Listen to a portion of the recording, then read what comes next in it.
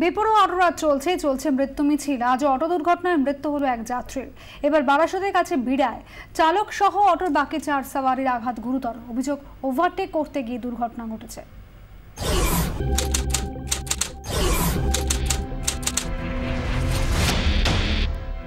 Auto এখন আতঙ্কের আরেক নাম।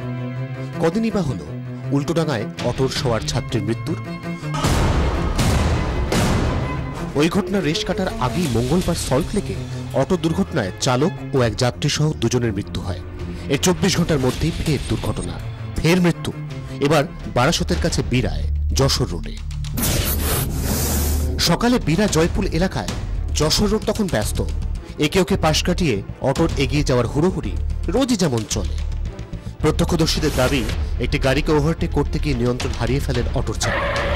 উল্টো দিক থেকে আসা দক্ষিণেশ্বরগামী DN44 রুটের একটি বেসরকারি বাসের সঙ্গে মুখোমুখি ধাক্কা লাগে অটোটির। অটো ওভারটেক করতে যায়, বাসের সঙ্গে বাস গিয়েছে।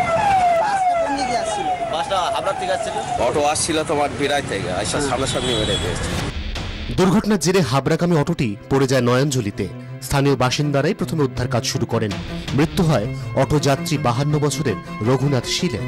বিরার মেঠোপাড়ার বাসিন্দা তিনি। আশঙ্কাজনক অবস্থায় চালক সহ বাকি যাত্রীদের বারাসত হাসপাতালে নিয়ে যাওয়া হয়। ঘটনার পরই উত্তেজিত জনতা বেশ কয়েকটি বাসে ভাঙচুর চালায়।